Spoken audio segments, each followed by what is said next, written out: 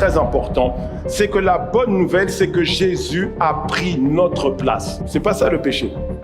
Ce n'est pas fumer de la cigarette ou consommer de la drogue. C'est pas ça le péché. Ce n'est pas mentir. Ce n'est pas voler non plus. En fait, le péché, c'est simplement rater sa cible ou manquer le but. C'est tout. C'est ça le péché. Au péché, le fait de manquer la cible fait qu'automatiquement, ce que nous faisons, c'est le mal. Ce que nous faisons, c'est commettre un crime. Ce que nous faisons, c'est commettre une injustice. Et je suis en train de vous expliquer ça pour que vous compreniez pourquoi Jésus est venu. Est-ce que quelqu'un veut savoir pourquoi Jésus est venu? Car le salaire du péché, c'est la mort. Il faut absolument que je corrige cette erreur dans l'homme. Et comment je vais le faire? Il faut que j'envoie un autre homme. Il a tout pris sur lui. Merveilleux Jésus.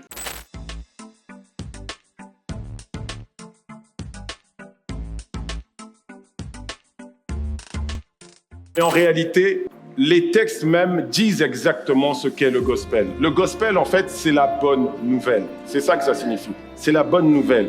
Et aujourd'hui, ce que je voudrais te partager, c'est un des aspects de cette bonne nouvelle-là qui est très important.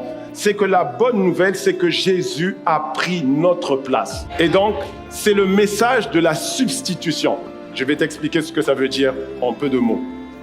Alors, pourquoi on parle de ce Jésus? Pourquoi on parle des péchés? Pourquoi on parle de cette histoire de péché? Pourquoi il a lavé nos péchés? En fait, le péché, ce qu'on doit comprendre déjà, ce n'est pas boire la bière ou boire de l'alcool. Non, c'est pas ça le péché. Ce n'est pas fumer de la cigarette ou consommer de la drogue. C'est pas ça le péché. Ce n'est pas mentir. Ce n'est pas voler non plus. Ah, il y a quelqu'un qui se dit, mais alors, si je vole, c'est pas un péché? Non, il faut que je t'explique. Je vais t'expliquer. Attends, sois patient. Suis-moi. Amen. Donc, ce que je veux dire, c'est que ce n'est pas ça le péché en réalité. Le péché vient simplement d'une expression qui a été tirée d'une activité, pour que tu puisses comprendre, qui était en fait le jeu des fléchettes. Lorsqu'on lançait les fléchettes, vous avez en fait donc un tableau sur lequel il y a des cercles et vous devez toucher le centre pour toucher la cible. Et lorsque vous lanciez la fléchette et qu'elle ne touchait pas le centre, vous manquiez votre cible. Et une des choses qui se produit lorsque cette flèche tombe, généralement, c'est que la partie en nylon se casse. Ou alors, elle tombe et la partie métallique va se tordre. Et dans cette activité-là, on disait que la flèche a péché. Donc, elle a raté sa cible, elle a péché. Et donc, vous voyez que ce péché emmène une conséquence sur cette flèche-là. En fait, le péché, c'est simplement rater sa cible ou manquer le but. C'est tout. C'est ça le péché. Et la Bible explique 3 aspects qui sont attachés au péché. En fait, lorsqu'on parle de péché dans la Bible, c'est à la fois le fait de rater sa cible, mais c'est aussi quelque chose qui symbolise 3 aspects qu'on rattache plutôt au péché. Je vais aller dans le psaume 32, verset 5, pour vous aider à le comprendre. « Je t'ai fait connaître mon péché. Je n'ai pas caché mon iniquité. Et j'ai dit, j'avouerai mes transgressions à l'Éternel. Et tu as effacé la peine de mon péché. » Vous voyez, il dit, je t'ai fait connaître quoi? Mon péché. Ok? Je n'ai pas caché mon iniquité. Et la dernière chose, c'est qu'il dit, j'ai avoué mes transgressions. Donc, il y a 3 aspects qu'on voit qui concernent le péché ici. La première chose, c'est le fait de rater sa cible. Rater le but, c'est le péché. La deuxième chose, il parle de l'iniquité. Et je vais vous expliquer le lien. L'iniquité, en fait, c'est la faute ou la peine. L'iniquité, c'est le crime ou l'injustice. C'est le mal qui a été fait. En réalité, quand vous ratez votre cible, comme ça a été le cas là, qu'est-ce qui se passe? Il tombe et il fait mal. Il tombe, il va toucher quelqu'un. Il va blesser quelqu'un. Il tombe, il peut même tuer. Il tombe et quelqu'un va être offensé parce que c'est tombé sur lui. N'est-ce pas? On est d'accord avec ça? Donc, au péché, le fait de manquer la cible fait qu'automatiquement, ce que nous faisons, c'est le mal. Ce que nous faisons, c'est commettre un crime. Ce que nous faisons, c'est commettre une injustice. Et en le faisant, nous transgressons une loi ou une règle que Dieu a établie. C'est pourquoi dans ce même verset, il parle du péché, il parle de son iniquité mais aussi du fait qu'il a transgressé l'Éternel. Est-ce que quelqu'un me suit? Alors, la Bible nous montre, dans Romains 3, verset 23, on va lire dans la version Darby, la Bible nous dit « Car tous ont péché et n'atteignent pas à la gloire de Dieu. » Donc, vous voyez, Paul, dans le livre de Romains, nous confirme à nouveau que quand on parle du péché, on parle forcément d'avoir raté une cible. La cible de Dieu, le but de Dieu pour tous les êtres humains, c'était d'expérimenter sa gloire. C'est ça le but. C'est d'expérimenter l'éclat, le rayonnement de Dieu, d'expérimenter les plaisirs de la création de Dieu. Mais il s'avère que l'homme a raté sa cible en Adam. Dieu avait donné à Adam la domination, faisant l'homme à notre image, selon notre ressemblance, et qu'il domine sur quoi? Sur toute la création. Et au lieu de ça, il a raté sa cible. Et en ratant sa cible, il a commis le mal. Et il a en même temps transgressé la loi. Et je suis en train de vous expliquer ça pour que vous compreniez pourquoi Jésus est venu. Est-ce que quelqu'un veut savoir pourquoi Jésus est venu? Alors on nous dit celui qui a péché, donc rate sa cible.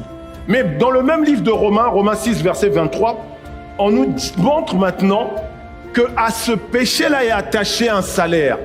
À chaque fois qu'on rate la cible, le salaire, c'est la mort. Car le salaire du péché, c'est la mort. Donc si tu pêches, tu dois mourir. À chaque fois que tu pêches, tu dois mourir. Peut-être pas physiquement d'ailleurs. Ça ne veut pas forcément dire que tu vas mourir physiquement. Mais en tous les cas, à terme, tu feras aussi par mourir physiquement. La mort dont il parle ici, c'est une mort qui t'emmène à la dégradation. En fait, si je reprends la même flèche, une fois qu'elle est cassée, c'est mort. Est-ce que quelqu'un est d'accord avec moi? Une fois que la partie métallique est tordue, c'est mort. Vous pouvez faire ce que vous voulez à chaque fois que vous allez envoyer. À chaque fois que vous allez envoyer, qu'est-ce qu'on va avoir? Résultat, il va manquer la cible. Encore et encore et encore et encore. C'est pour ça que je vous ai dit, mentir, c'est pas ça péché. Fumer, c'est pas ça péché. En fait, celui qui fume, celui qui ment, celui qui est dans la fornication, celui qui vole, celui qui détourne, celui qui prend avantage des autres pour faire le mal, en réalité, il le fait pourquoi? Parce qu'à la base, il est mort. Il est cassé, brisé, tordu. Le péché, en réalité, parle d'une nature. À partir de cette chute-là d'Adam, la nature, qui est une nature qui emmène à tout le temps rater sa cible et entrer en l'homme. Et c'est ce qui fait que l'échec est devenu son partage. La colère est devenue son partage. Le mal est devenu son partage. La déception est devenue son partage. La honte est devenue son partage. Le rejet est devenu son partage. La dépression, la maladie, tout ça est venu, pourquoi? À cause du péché. Parce que ça a été maintenant la manifestation de la mort, sous différentes formes. On échoue, pourquoi? Parce qu'il y a la mort. On ment, pourquoi? Parce qu'il y a la mort. Le salaire du péché, c'est la mort. Et la Bible nous révèle comme toute espèce se reproduit selon sa nature. Chaque homme se reproduit en donnant des hommes. Un homme ne peut pas enfanter des chiens. C'est pourquoi je ne crois pas que nous descendons des singes. Non, mais c'est clair. Faut m'expliquer. Non, je sais, les scientifiques vont essayer de t'expliquer des choses. Mais je ne leur fais pas confiance, d'autant plus que moi, j'ai eu 10 sur 10 en disant qu'il y avait 9 planètes et que maintenant, on me dit qu'il y en a 8. Je suis désolé. Donc, je fais confiance à ce que Dieu dit. Parce que Dieu ne change pas. Il est le même hier, aujourd'hui, éternellement. Amen. Alors, comme on se reproduit selon son espèce, Romains 5, verset 12, dans la version Bible du Semeur, dit « C'est pourquoi, de même que par un seul homme, le péché est entré dans le monde, et par le péché la mort, et ainsi la mort a atteint tous les hommes, parce que tous ont péché. » Donc, vous prenez un petit enfant, on ne lui a jamais appris ce que c'est mentir. Et on dit à cet enfant, ne fais pas de bêtises. Et dès qu'on lui dit ne fais pas de bêtises, bizarrement, qu'est-ce qu'il fait? Pourquoi? Parce que la mort agit. C'est le péché. C'est ce que la Bible révèle lorsqu'elle parle de la loi sur laquelle le péché s'appuie. Et c'est ça qui est fort. Alors Dieu dit, il faut absolument que je corrige cette erreur dans l'homme. Et comment je vais le faire? Il faut que j'envoie un autre homme. Parce que si j'envoie une autre espèce, ça ne marchera pas. Tu vois, c'est pour ça que je t'ai dit, on ne vient pas du singe. Dieu est sensé, Dieu est sage. Il n'a pas pris un singe pour prendre notre place. Dans l'Ancien Testament, les bêtes ont été sacrifiées, mais Dieu a dit, je ne trouve pas ma satisfaction dedans. Ça veut dire qu'entre l'homme et les animaux, il n'y avait pas de lien d'affiliation directe pour que le sacrifice de ces animaux-là puisse laver les péchés des hommes. Alors il envoie un autre homme dans le même corps et il dit, il faut que toi tu y ailles et tu vas te substituer à eux. C'est-à-dire que tu vas les remplacer. Et la Bible nous révèle au travers d'un prophète qui lui-même a parlé de ces choses sans réellement les comprendre. Mais en tous les cas, Dieu lui a révélé ces choses-là. Et il dit, Ésaïe 53, versets 2 à 5, dans la version second 21, il a grandi devant lui comme une jeune plante, comme un rejeton, qui sort d'une terre toute sèche. Il n'avait ni beauté ni splendeur, propre à attirer nos regards. Et son aspect n'avait rien pour nous plaire. Méprisé et délaissé par les hommes. Homme de douleur, regardez, il a pris nos douleurs. Habitué à la souffrance, comme les hommes. Il était pareil à celui face auquel on détourne la tête. Lui aussi a connu le rejet. Nous l'avons méprisé. Nous n'avons fait aucun cas de lui. Ça veut dire qu'il a vécu les mêmes déchéances, les mêmes défauts que les hommes étaient en train de vivre. Il les a vécus. Et au verset 4, on dit pourtant, ce sont nos souffrances qu'il a portées. Ah, ce ne sont pas ses souffrances à lui, non. Ce sont les nôtres qu'il a portées. C'est de nos douleurs qu'il s'est chargé. Et nous l'avons considéré comme puni, frappé de Dieu et humilié. Oh, il y a quelqu'un qui a été humilié ici. Jésus l'a fait. Verset 5, il dit, mais lui, il était blessé à cause de nos transgressions. Vous voyez, un des aspects du péché. Brisé à cause de nos fautes. Dans la version Louis II, on dit de nos iniquités. Donc il a traité les transgressions, traité les iniquités. Et regardez, et la punition qui nous donne la paix, là maintenant il traite le péché, est tombée sur lui. Et c'est par ses meurtrissures, c'est par ses blessures que nous sommes guéris. Waouh! Il a tout pris sur lui. Merveilleux Jésus. Et dans 2 Corinthiens 5, verset 21, on nous révèle quelque chose. On dit, celui qui n'a point connu le péché, il l'a fait devenir péché pour nous. Il vous montre encore, il s'est substitué. Il l'a fait devenir péché pour nous, afin que nous devenions en lui justice de Dieu. Mais Seigneur, comment tu as fait pour le faire devenir péché? Parce qu'il est écrit quelque part, maudit est quiconque est pendu au bois. Donc il a fait devenir péché pour nous.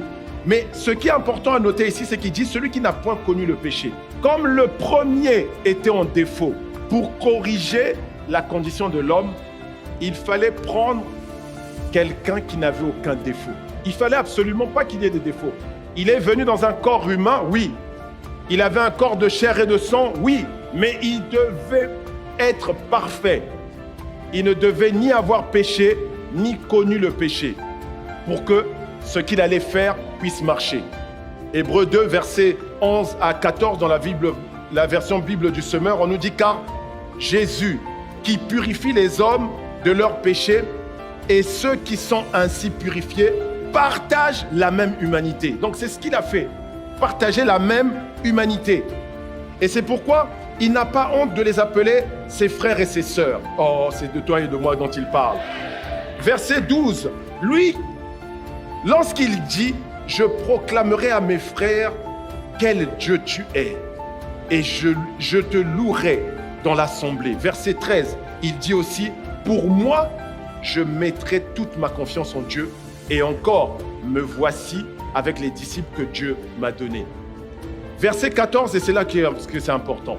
Il dit ainsi donc, puisque ces disciples sont des êtres de chair et de sang. Ils sont donc de condition humaine. Ils ont un corps de chair et avec un sang. Il dit, donc puisqu'ils ont participé à ça, lui aussi, de la même façon, a partagé leurs conditions. Il l'a fait pour réduire à l'impuissance par la mort celui qui détenait le pouvoir de la mort, c'est-à-dire le diable. Une des choses qu'il a traitées lorsqu'il est venu, c'est le pouvoir de la mort. Oui. En mourant à la croix, il a mis fin au pouvoir de la mort.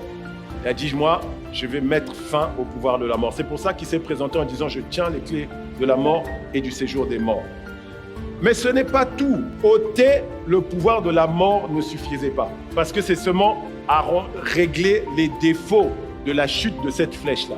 C'est-à-dire, ça serait uniquement faire en sorte que la flèche qui était cassée redevienne neuve. Ça, c'était pas tout. Ça ne définissait pas la direction de cette flèche-là, la prochaine fois. C'est-à-dire, est-ce que si je reprends une flèche et que je la reconstruis, si je la lance, est-ce que je ne louperai pas la cible? Est-ce que quelqu'un me suit? Donc, il fallait aussi que cette histoire de cible soit corrigée. Hier, je ratais ma cible. Aujourd'hui, il ne faut plus que je rate ma cible. Alors, le Seigneur devait le faire. Amen. Romains 7, verset 7, nous révèle quelque chose. Le péché, c'est-à-dire le fait de rater cette cible-là, était lié à quelque chose de plus fort que le fait de rater la cible elle-même. C'est-à-dire, il y avait quelque chose qui était plus fort que le péché, qui nourrissait le péché. Je l'ai dit tout à l'heure. Prenez un enfant et dites-lui, tu ne touches pas à tes jouets aujourd'hui. Il finira par faire quoi? Vous allez venir vous rendre compte qu'il a touché les jouets. Ou parfois, il va les toucher, mais pour que vous ne sachiez pas qu'il les a touchés, il va peut-être cacher des jouets quelque part ou vous mentir en vous disant non, je ne les ai pas touchés. Mais c'est juste la nature du péché. Mais pourquoi c'est devenu une erreur? Pourquoi c'est devenu une faute? C'est parce que vous lui avez dit ne touche pas à tes jouets. C'est parce que vous dites ne faites pas de bêtises qui fait des bêtises. Et c'est ce que Paul révèle dans Romains 7. Il dit que dire maintenant? La loi se confond-elle avec le péché? Loin de là. Seulement, s'il n'y avait pas eu la loi, je n'aurais pas connu le péché et je n'aurais pas su ce qu'est la convoitise si la loi n'avait pas dit tu ne convoiteras pas. En fait, si on n'avait pas dit tu ne tueras pas, on n'aurait pas su que tuer, c'était une erreur. C'est comme si quelque chose était inscrit à l'intérieur, comme pour dire à partir du moment où on te dit ne fais pas. Au contraire, ce qui se passe, c'est que tu vas les faire. Et c'est ça qu'on appelle une loi. Une loi, lorsqu'elle agit, on n'a pas physiquement la réalité de cette loi-là. On ne peut pas voir. Vous voyez la loi de la gravité. Je prends la loi de la gravité. Elle agit sur nous ici.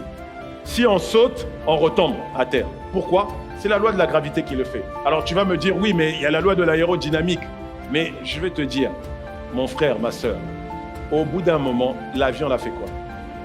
Est-ce que quelqu'un me suit? Vous voyez, on ne peut pas voir physiquement ce que fait cette loi, mais en tous les cas, on va constater son influence en regardant les actions de ceux sur qui elle a de l'influence. La loi de la gravité fait qu'à chaque fois, on redescend à terre. Et donc, il fallait aussi que le Seigneur Jésus règle le problème de la loi. Parce que tant que la loi existait, même s'il redressait la fléchette allait toujours prendre la mauvaise direction à cause de la loi qui renforçait cette erreur-là. Amen. Et je vais vous donner un exemple de ce que le Seigneur a fait. Il l'a démontré en fait avec la femme la femme pécheresse, la femme adultère. Cette femme a été attrapée par les docteurs de la loi, que quelqu'un dise des docteurs de la loi. Ces gens-là, les pharisiens, les scribes, étaient des gens qui connaissaient la loi de Moïse. Et ils ont attrapé cette femme en flagrant délit d'adultère, en plein acte. Bon, bizarrement, ils ont emmené la femme, mais pas l'homme. On ferme la parenthèse. Non, mais c'est ce que font les religieux. Les religieux, ils vont attraper une partie, mais pas l'autre.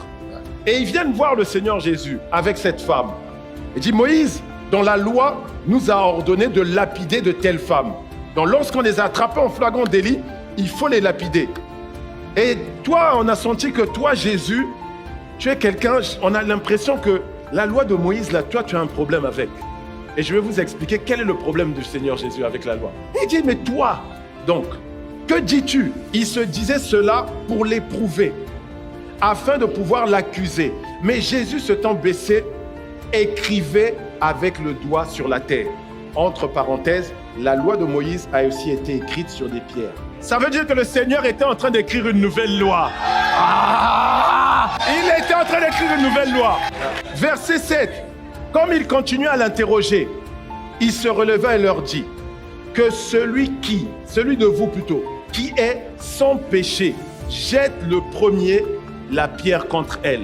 C'est-à-dire, le Seigneur n'a pas dit, bon, je ne sais pas, le deuxième, le troisième d'entre vous, le quatrième. Non, Lui, il a dit le premier. Vous savez, quand Jésus écrit sa loi, il commence d'abord par les premiers. Parce qu'il sait que le premier définit ce qui va arriver derrière. Et s'étant de nouveau baissé, il écrivait sur la terre. Verset 9. Quand ils entendirent cela, accusés par leur conscience, ils se retirèrent un à un, depuis les plus âgés jusqu'au dernier. Et Jésus resta seul avec la femme qui était là au milieu. Verset 10. Alors s'étant relevé et ne voyant plus que la femme, Jésus lui dit, « Femme, où sont ceux qui t'accusaient? Personne ne t'a-t-il condamné ?» Verset 11.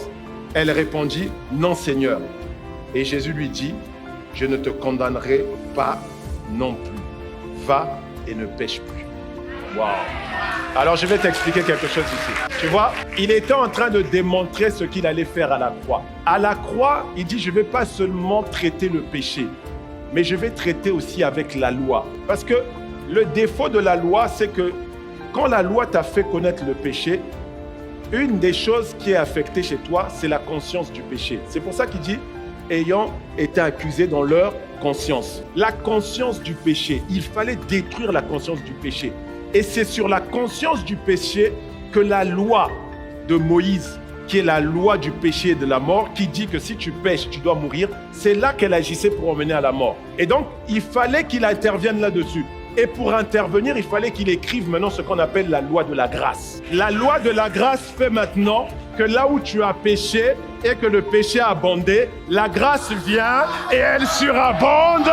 Et maintenant, tu es déclaré libre sans péché. Et c'est ce que Paul a révélé maintenant dans Colossiens 2, versets 13 à 14. Il dit, vous qui étiez morts par vos offenses et par l'incirconcision de votre chair, il vous a rendu à la vie avec lui, en nous faisant grâce pour toutes nos offenses. Verset 14, il dit, il a effacé l'acte dont les ordonnances nous condamnaient. Cet acte, c'est quoi? C'est la loi. Et qui subsistait contre nous. Et il l'a détruit en la clouant à la croix. Ça veut dire qu'à la croix de Golgotha, il n'a pas traité qu'avec le péché et la mort, il a traité aussi avec le pouvoir de la loi sur toi et sur moi.